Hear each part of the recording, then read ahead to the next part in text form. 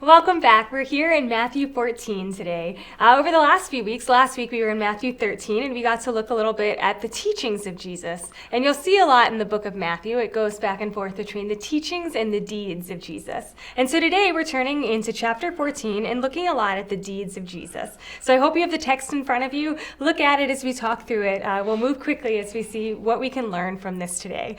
Lee was telling me a few minutes ago that there are some themes that we can really pull out as we look at this chapter. So tell us about that. What jumps out to you as a chapter overall? Yeah, when I study Matthew chapter 14, I notice 4 fears, or maybe 5 fears by the time we get to the end of it. We're going to see here the fear of political persecution, because starting with John the Baptist, government leaders, high-ranking rulers, were out to get these proclaimers of God's kingdom. And it started with John the Baptist, but it certainly didn't stop there. It affects Jesus and his followers as well. And that's something we need to take seriously, because there are people in the world today, followers of Jesus, who are suffering political persecution. And then we're going to notice the fear that comes from physical want. In the gospel, in Matthew 14, it's hunger, want of food, but there are many. There's want of shelter, there's want of safety, there's want of medicine, and different kinds of things like that. So that's a real legitimate fear that Jesus experienced, people of his time experienced, his followers experienced, and we're still experiencing today. And we, as followers of Jesus, need to think, how are we going to take that seriously? The third one has to do with the fear of natural disasters. Jesus is going to find himself and the disciples in the middle of a ferocious storm at sea.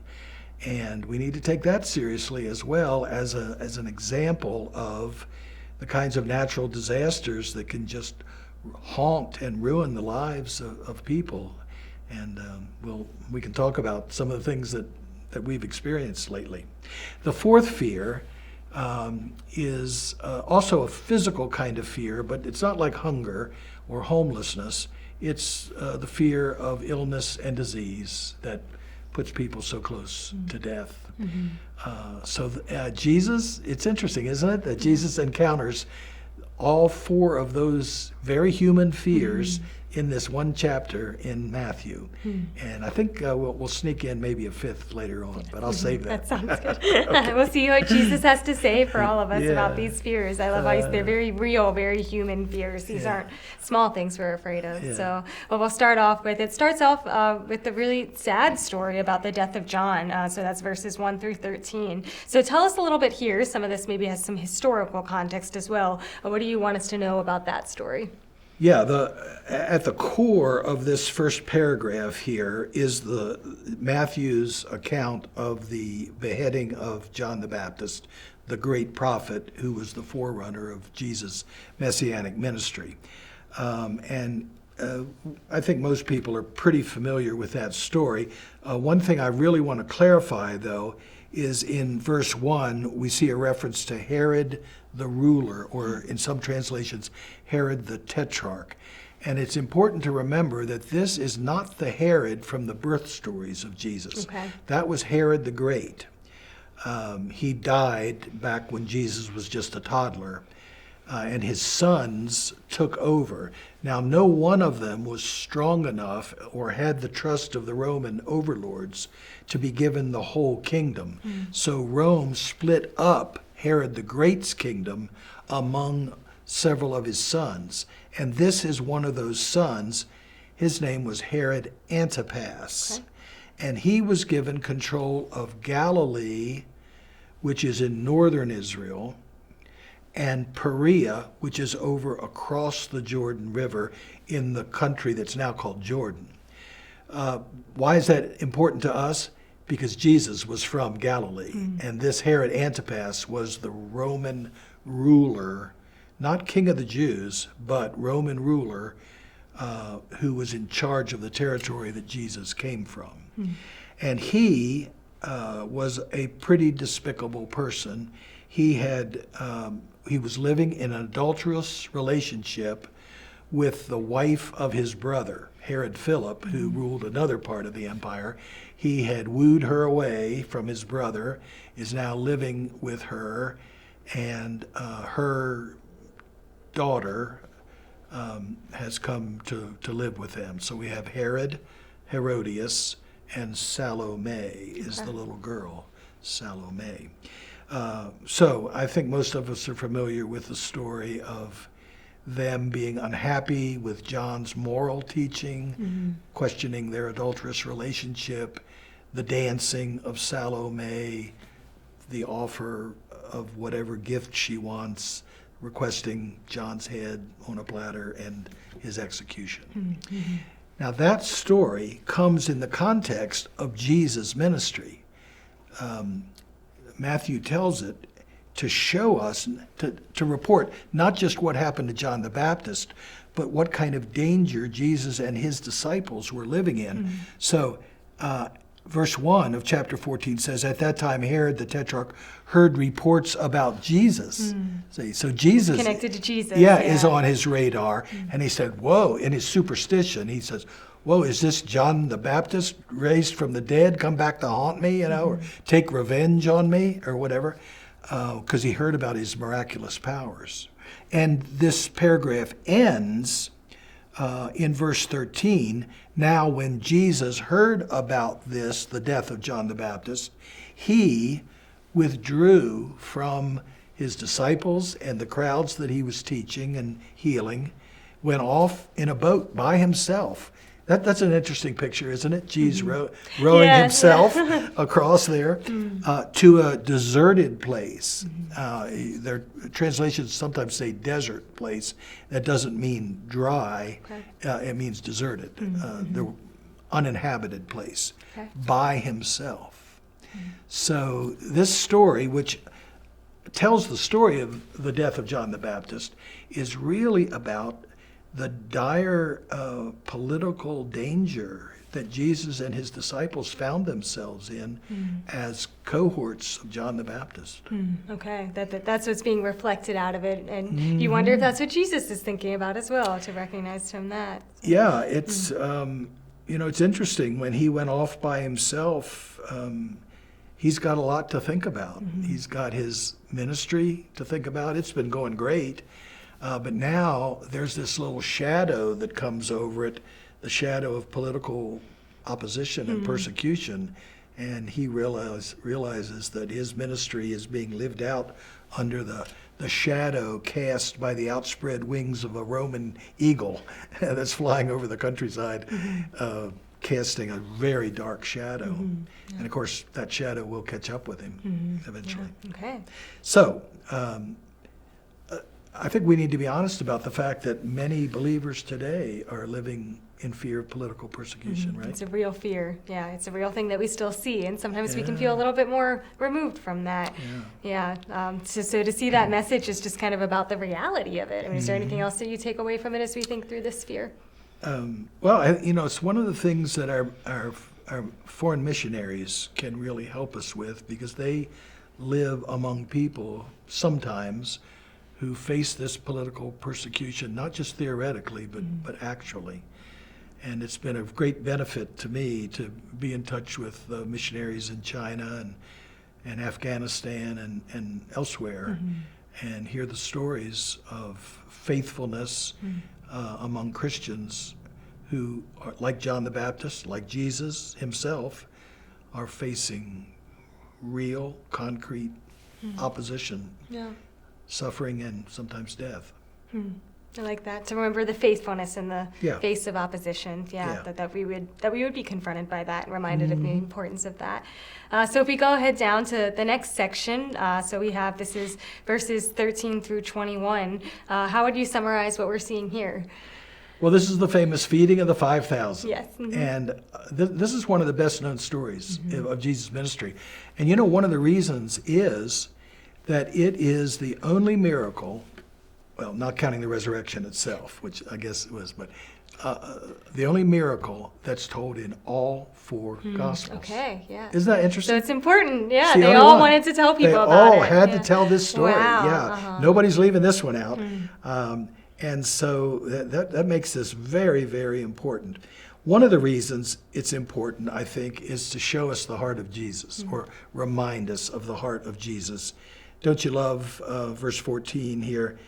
When he went ashore, he saw a great crowd, and he had compassion for them, and immediately set about curing their sick. It just strikes me as so important that Jesus not only felt compassion, but he acted on that compassion as he could. And I know that Jesus had powers and abilities of ministry that I don't think I have, but I can still follow that pattern. I can feel compassion for people in need, and then look for ways to mobilize that in my own personal life or in the community of the faithful, the church in which we find ourselves here, and put that into practice. You know, it's so, this phrase, thoughts and prayers, that's going around right now, to invite people's thoughts and prayers. That's wonderful, because compassion resides there in our thoughts and prayers. But Jesus never stopped at thoughts and prayers. Yeah. You see that right here. That he didn't just stop there. He never stopped there. He felt compassion, and he cured their sick. So we do learn a lot about Jesus here, but we learn also a lot about Jesus' expectations for his followers. Because it's the disciples. Jesus is kind of in his zone. He's teaching and healing and everything, and it's the disciples who come to say, hey, it's getting late.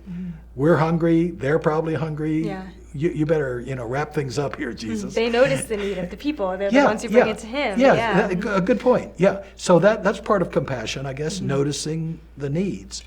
But what's their only solution? Their solution, they're like, send the crowds away. Not really a compassionate response in many ways. So they have good thoughts and prayers. They have compassion. But the only way they can think of to solve their problem is to free them to take care of themselves. And there's nothing wrong with people kind of taking care of themselves and looking for ways to avoid things like hunger. But Jesus has a very different attitude toward this, and a very different expectation for his followers. I think the most fascinating line in this whole section is in verse 16.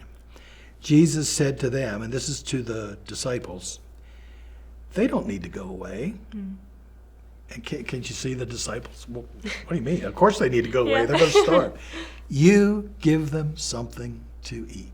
He throws it back to them. He just puts it right back on if you're going to be compassionate, good for you. If you've got thoughts and prayers, if you notice their need, like you said, good for you. That's really important. Now, what can you do about it?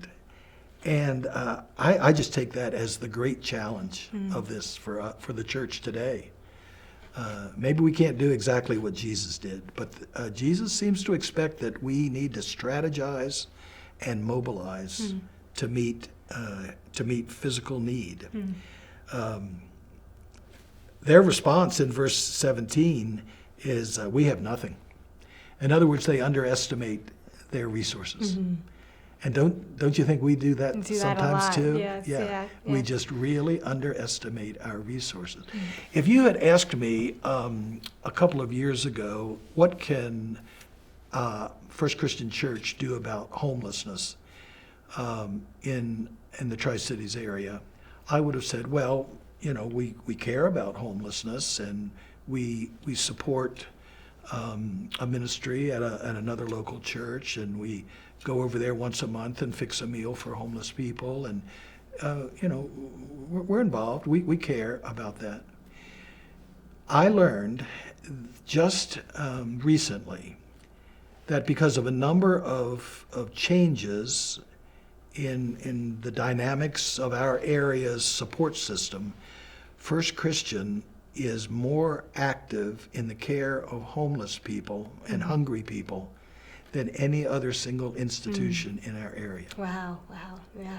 That just shocks me. And it's because there were some people here who decided thoughts and prayers are good, and once a month is good, but we're going to strategize and mobilize for once a week.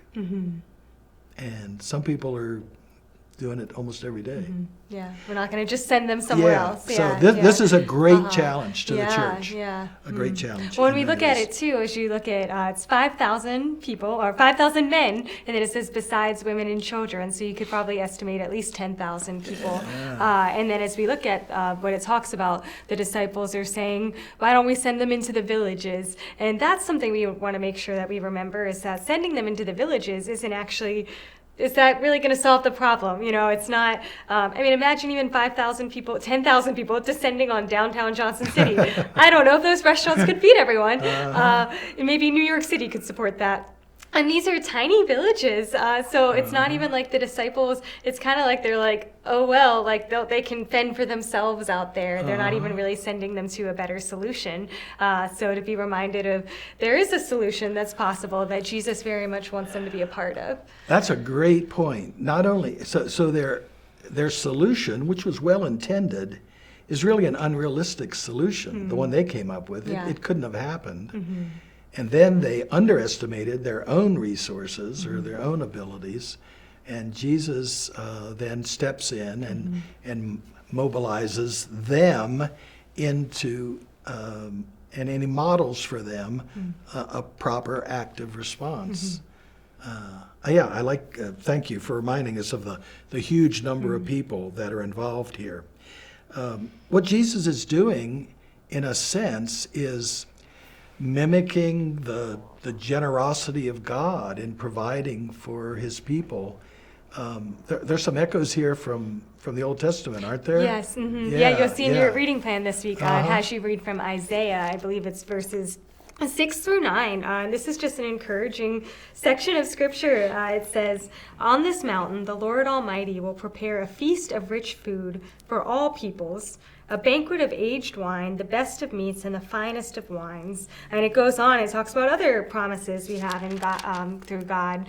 So for us to even see that picture of a banquet, though, that the Lord will prepare a feast of rich food for all peoples. What a beautiful image that is. And we see it lived out a little bit right here on earth in this passage. I love that. Another that passage isn't quoted here, but it's acted out, isn't it? As if it were the script of a play. Yeah. One more thing. I know we've spent a lot of time on this, but this is a good story. This is a very important story. I have a hard time stepping away from it. But one more thing. It's very possible that the disciples of Jesus, in their subconscious, wanted Jesus to send these hungry people away because they wanted Jesus to attend to their needs. I don't think they were inherently selfish people, but sometimes our, kind of a scarcity syndrome kicks in, and in our subconscious we're trying to protect our own interests. Yeah. I'm selfish when I'm hungry, so I don't know about you. Yeah. So how we doing? Do we need to take a break? I'm Can good, you yeah. make it through? Okay. At any rate, I'm not trying to be too hard on them. It's just fascinating to me that when this is all over, it's not that Jesus made the amount of food they had just enough for everybody to have a little bit and assuage their hunger. When it was all over, there were 12 baskets full of leftovers, one for each of the disciples. In other words, I think the final lesson here is that we have the freedom, if we trust in God, to meet the needs of others, knowing that Jesus is always standing ready to meet our needs. Yeah. That we don't have to worry about that. That's part of trust. So that's another. I like that, yeah. thing. Okay. And ending on that note of, that we wouldn't be selfish even with the way that Jesus is providing for us. So we'll go ahead on to the next one. We're in verses 22 through 23. And we see that the disciples they encounter a storm. So set us up here. What do you want us to notice in this passage? Yeah, so far we've had the fear of political persecution, the fear of physical hunger, homelessness, whatever, lack of medical resources. Here we have a fear of natural disasters. And it wasn't just the ancient world, the pre-scientific technological world that faced natural disasters. Yeah. We are still too, aren't we? We still experience that today, Yeah. plenty. And I think in some ways maybe it's more confusing to us now because we think we should know what's going on, and we think we should be able to predict it and handle it, that we have enough resources, but to realize that we aren't in control of how the weather treats us and how natural disasters occur. Yeah, it's been very humbling to the people of our area right here when a hurricane blew through, which we never get. We don't get hurricanes here. Yeah. And the flooding that resulted and just washed out whole communities and roads and bridges, and it's left people trapped. It's been very humbling. We think of ourselves, like you're saying, kind of in control of the natural world. Yes. And every once in a while, the natural world stands up and says, "No, you're not as smart as you think about this." And then, fires in Southern California, and of course, that's just in our country. There are many places around the world. So I take this story very seriously because it reminds me that Jesus and his disciples also faced natural disasters, ones that brought them close to death. And here we're talking about professional fishermen who are out in a boat and are So still... this is no small storm. they're afraid for their lives. Jesus has been up, it says in verse 23, up on a mountain by himself praying. And so before we get into the storm story, I find that verse very interesting. It raises a question in my mind. I wonder what Jesus was praying about, because he deliberately dismissed the crowd that he had fed, and he deliberately sent the disciples on in the boat by themselves just so he could be alone on the mountain praying. And I don't know the answer to the question. But I can think of three possibilities, and maybe Jesus was doing all three. He could have been praying for the crowds that he had just dismissed, because he knows they're like sheep without a shepherd. They have spiritual hungers that go way beyond the physical hunger that he's just addressed. They have physical needs, sickness and disease and all that. So he could have been praying for them. He could have been praying for the disciples because he has just seen how, I don't want to say clueless, but what if I said clueless? How clueless they could be. Jesus has already enabled them and authorized them to heal the sick, cast out demons, and proclaim the kingdom. And they come to a group of people that are hungry, and they say, we can't do anything. No, we can't do anything. Yeah. Oh, well. Yeah. So maybe Jesus is praying for them, that they will apply the principles and the authority that Jesus has shared with them to meet the needs of others. And maybe he was praying for himself, because I think the death of John the Baptist could still, have haunted him and clung in the back of his mind. And Jesus knows that this is exactly the kind of official political opposition that he himself could and will face. So, It's the at any path rate, he's on. Yeah. So He's praying. That Okay, prayer good. is interesting. Yeah, Now, we better get to the storm at sea, right? All night they've been out there, and it says the wind was against them. They couldn't make any progress. That's in verse 24. And then Jesus came with the dawn. Don't you love it? In verse 25. Early in the morning, he came walking toward them on the sea. What a way to wake up, huh? And when the disciples saw him, they were terrified. That's fascinating. I'm sure they were terrified by the storm, but they were equally, if not more, terrified By Jesus. by Jesus' presence in the midst of the storm. They weren't expecting that, and so they cried out in fear.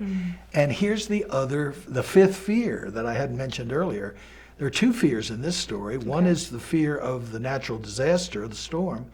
The other is the fear of Jesus, who clearly is more powerful than the storm. Wow. Uh-huh. So if you're going to fear a storm, Yeah. you're going to fear something that's more powerful than that, more potentially destructive.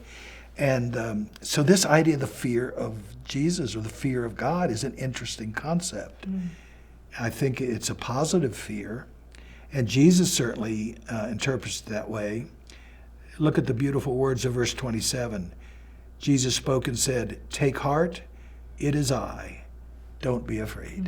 Mm-hmm. Don't have that kind of fear. Don't be afraid of me in that way.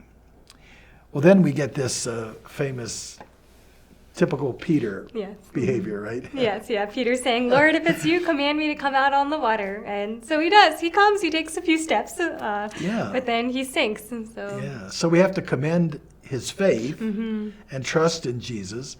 But when the fear of the natural surroundings overwhelm him and he takes his eyes and trust off Jesus, he does begin to sink. And so Jesus has to chide him by saying, "O ye of little faith." He had some faith, Yeah, but not enough faith to stand To there in the stay, storm with Jesus. And he says, "You've got some doubt." I'm fascinated by this cluster of human emotions here. Wasn't there just a movie recently about human emotions? is that, I forget. I don't know. Is that Inside Out? Yeah, Inside Out 2 came out. Inside Out 2. Yeah. Okay. Did you see it? This is. I did. Oh, okay. I didn't see it yeah. yet. No, it's a very psychologically smart movie. Yeah. Well, this is Inside Out 3 then. Okay, Whatever. Because we got some very important human emotions here. We've got fear. We've got faith. We've got doubt. And we've got trust. And it's interesting that these things kind of coexist. And I think that's helpful for me and other Christians potentially to remember that if I experience doubt, it doesn't mean that I have lost my faith. If I experience fear, it doesn't mean I've lost my faith or I've completely given up in trusting in God. It means that our lives are a complex mix of all these inside-out emotions here, and Jesus seems to take them seriously and say, "Yeah, I get your doubt. Now let's be working toward more faith. I get your fear. Let's be working toward more trust here." And Jesus meets us in all of that. Jesus isn't freaked out by any of that. Well, and it's interesting, Peter's the only one mentioned, so he kind of gets a bad rap. Yeah. But I don't think, unless it's just not written about, the rest of them didn't get out of the boat. So Right. that says something, They didn't too. even have the faith and trust that he did. The one more thing I want to say about this story, and maybe we need to move on. We probably do. This is, there's another storm at sea story here in which they wake Jesus up from the back of the boat because they're in a storm. Yes. And he stills the storm. In this story, he didn't. He came walking toward them through the storm. Okay. And I can't tell you how many times I have relied on that interesting pairing in my life. Because we all meet storms, and I've met some too.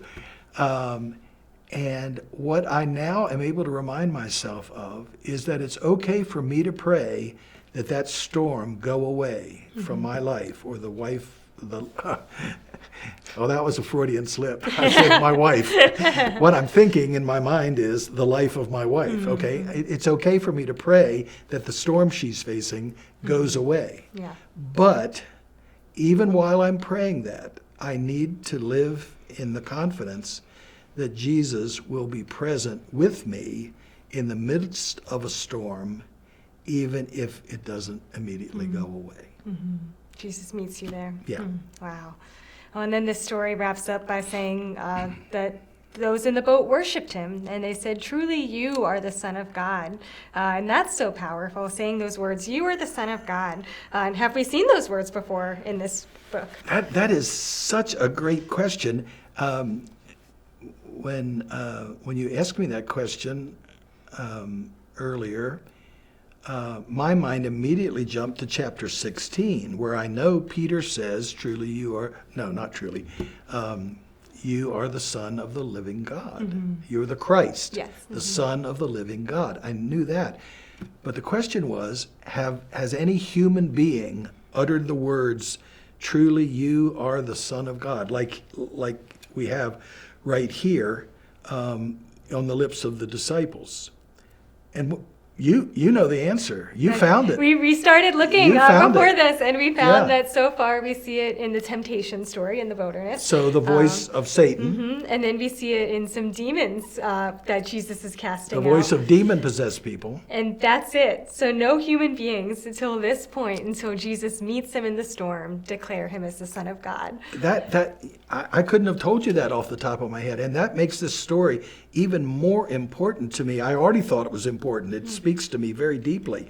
And now it was this experience, as complex as it is with all these human emotions, that finally brought them to their knees, as it were, and crying out, for sure, you must be the Son of God. So that really makes this important. That's where the recognition came Yeah, from. That's beautiful. that's Wow. good. Well, we can go ahead on to the last few verses. We see verses 34 through 36 that we see now Jesus is walking around and that people are hearing about him and they're bringing the sick to him and all that who touch even the fringe of his cloak are healed. So what do we see here? Which fear does this speak to? Yeah, this is the fear of illness and disease, which can and often do lead to death, Yeah. right? So this is also a physical fear, but different from the fear of physical hunger or homelessness. And we've seen Jesus responding to illness and disease all the way through his ministry, and it continues, obviously, here. So in a sense, this is nothing new, but I'm glad that Matthew kind of reminded us that that's still part of Jesus' active ministry, because it puts it in the context of these four great fears that people in Jesus' day faced, that Jesus himself faced, and that we still face today. And that's the fear of political forces at work around us that are going to undermine the work of the church, undermine the work of God's people, and it can be really fearsome in many, many parts of the world. We're reminded that there are terrible physical challenges that people face in constant hunger, food insecurity, homelessness, or maybe they have homes, but they're unsafe and unhealthy. There's a growing problem with people who need medicine and have no access to it. And so we're reminded that the church, I think, needs to follow the example of Jesus and say, how can we strategize and mobilize ourselves to meet the kinds of needs that Jesus really cared about in that area? And then, of course, the fourth was natural disaster, and I just have loved the way the churches of our area strategized and mobilized to respond to that flooding. It just was thrilling to see, and includes our congregation, but many, many, many others as well. And physical illness and disease, of course, is still very important to us too. Jesus cared so deeply about people's spiritual relationship with God, but that never forced these other physical needs into a back seat. Jesus cared about them equally as much. And if we're going to be true followers of Jesus, we need to care about those things. Yeah, we do.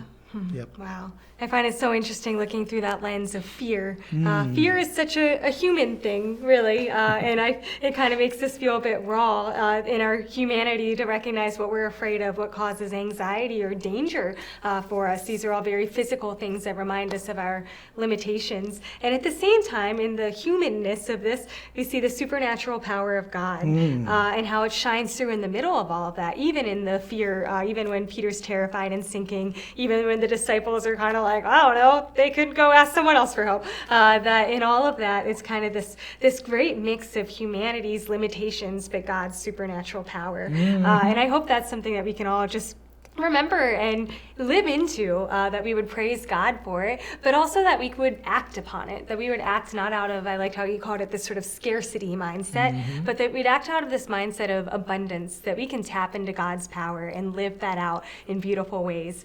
You've talked a lot about some of the great ministries at FCC. So I do want to say, if you are looking for ways to live out some of these things, contact us on our website or poke around on our outreach page. There are just a lot of ways that we do want to be a church that lives this out, very practically speaking, that this isn't thoughts and prayers, as you were saying. It's not just lip service, but that we lean into these promises of God. So I hope that's an encouraging word for you today, but also a word that you feel compelled to take action on. That's all we have right now for Matthew 14. We hope that we'll see you back next week.